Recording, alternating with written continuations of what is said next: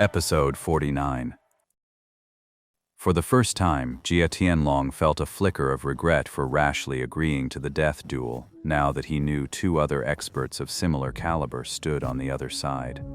No wonder Wang Juchu was so confident in demanding a death duel. With three monstrous experts like this on his side, if I were him, I'd be itching for a bloodbath too. With that thought, Jia Tianlong glanced at the dwarf who was losing ground. He considered whether he should send someone to assist this high-maintenance immortal master, lest the man kick the bucket before he could even use his signature flying sword technique. Go, go, go. The Grand Elder is amazing. With just one punch. It's only a matter of time before the Grand Elder shreds that golden shield. Go, go, go. Tearing through this golden shield is going to be tough.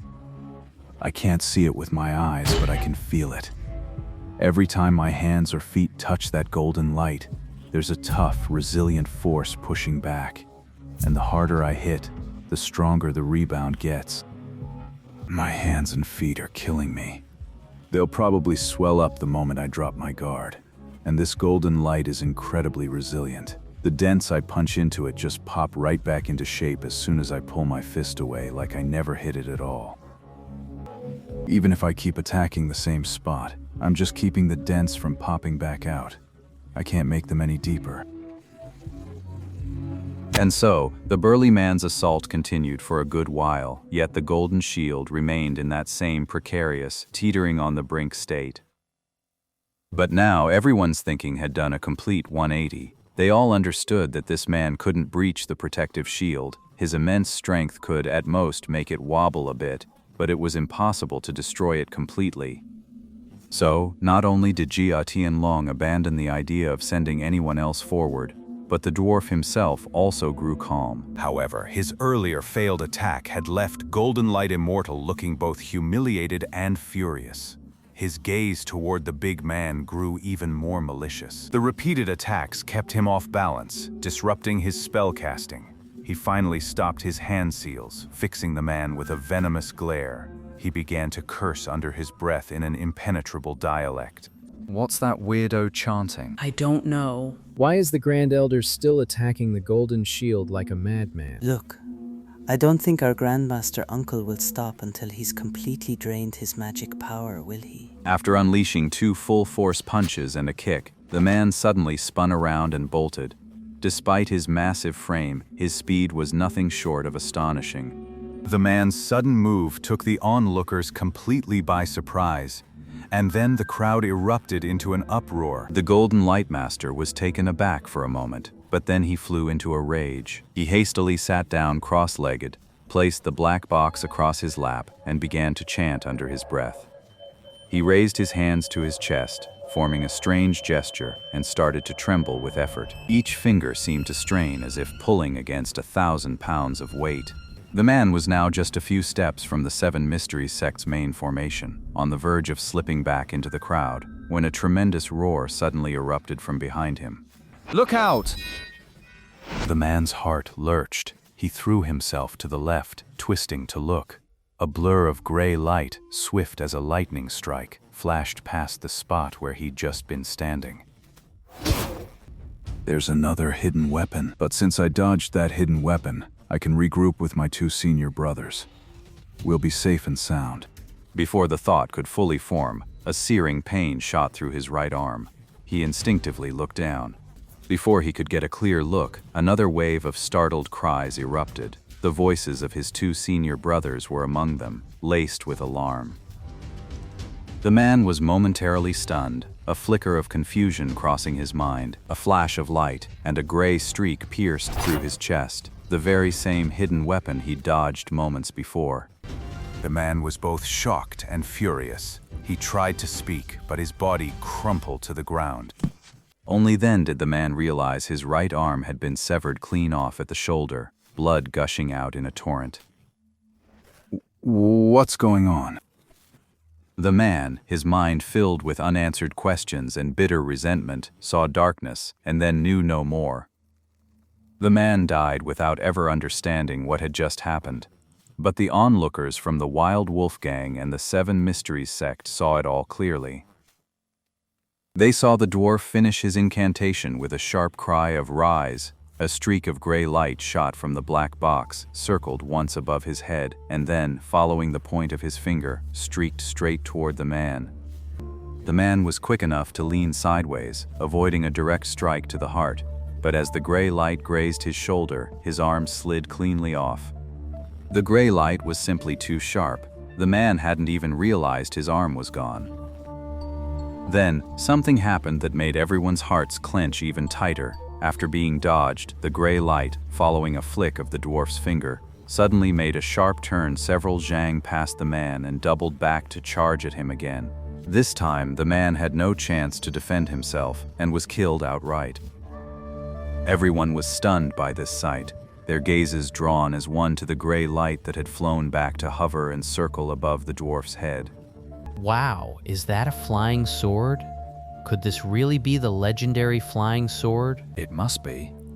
That grey streak looks exactly like the flying swords the legendary sword immortals use. The sword immortal is here. Could there really be an immortal? It must be.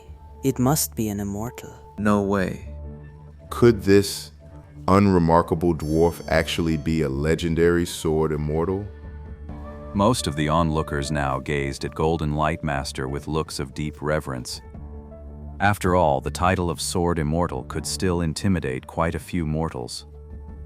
Golden Light Master stood tall and proud, utterly arrogant. He showily manipulated the gray radiance, making it soar and dive above his head, weaving it into the form of a long serpentine gray python. This spectacle drew gasps of awe from the wild wolf gang's side. On the side of the Seven Mysteries sect, a deathly silence had fallen. If the presence of the Sword Immortal had boosted the morale of Jia Tianlong's side, then this unexpected turn of events had left the Seven Mysteries sect wavering, their fighting spirit crumbling. Han Li was the only person on the field who felt a surge of wild joy at the sight of that gray light. The incantation and hand seals Golden Light Master used to control that gray light. They're exactly the same as the telekinesis art one learned. I don't know if that gray light is a flying sword, but the art of object control is definitely what's driving it. There's no mistake. Han Li's mind was now consumed by thoughts of murder and plunder. His fascination with cultivators was clearly deepening. Just as the dwarf was gloating and Han Li was plotting, two more figures shot out from the Seven Mysteries sect's side, streaking toward the dwarf like lightning. They were the other two martial uncles of Wang Juchu. Their faces were etched with grief, clearly devastated by the burly man's death and burning with hatred for the Golden Light Superior. They paid no heed to whether the dwarf was some kind of sword immortal or not. Their sole focus was on killing him to avenge their fallen comrade. Shifu. Forget it. Let my martial uncles handle it. That spellcasting dwarf is a problem we'll have to face eventually, and my two martial uncles are the only ones who stand a chance of threatening him. Rather than stopping them now, it's better to let my martial uncles settle this while their thirst for vengeance is at its peak. Having learned his lesson from the recent encounter, Golden Light Master no longer dared to underestimate his opponent. He directed the gray radiance with a pointed finger, and it instantly transformed into a long rainbow, shooting straight toward the pair. The scholar among the two men opposite saw the sword-like gray light flying toward him. His brow arched, and with a flick of his wrist, a thin silver thread shot from his sleeve, meeting the gray light head-on and causing it to falter for a moment. But the gray light continued its charge, undeterred, as if the silver thread had been utterly ineffective. While others couldn't make out what that silver thread was, Han Li, with his superhuman vision granted by the Eternal Spring Arts, saw it perfectly clearly. Those were dozens of silver needles, linked in a single unbroken line. I can't fathom what technique the scholar used to launch such lightweight, delicate needles with such incredible force. Seeing his silver needles fail, the scholar didn't panic. He arched his back and began to spin like a top. From the whirling blur of his form, countless glints of cold light, some large, some small, burst forth. The icy projectiles split into two streams. One transformed into a silver torrent, clashing directly with the gray light in a series of sharp, crackling impacts. holding the gray radiance suspended in midair. The other stream shot straight toward the dwarf, striking the golden shield in a truly spectacular display. The silver stream clashing with the gray light continuously shed fragments and debris, but they were too mangled to make out their original form. However, the cold glints that were deflected off the golden shield remained completely intact. They were all sorts of hidden weapons, throwing knives, iron pellets, iron lotus seeds, coin darts, and even some strange objects with no name. Golden Light Immortal was taken aback for a split second, then curled his lip in disdain. He didn't believe for a second that mere mortal iron could withstand his treasure. A thunderous roar, like spring thunder, shook the entire arena, startling everyone. Yeah. It was only then that the crowd noticed the gray-robed man, who had rushed out alongside the scholar, had drawn the sword from his back, and was now advancing toward the gray light. And from the tip of the sword he held, a white glow over 2 inches long flickered forth, its chill biting and menacing. Sword aura.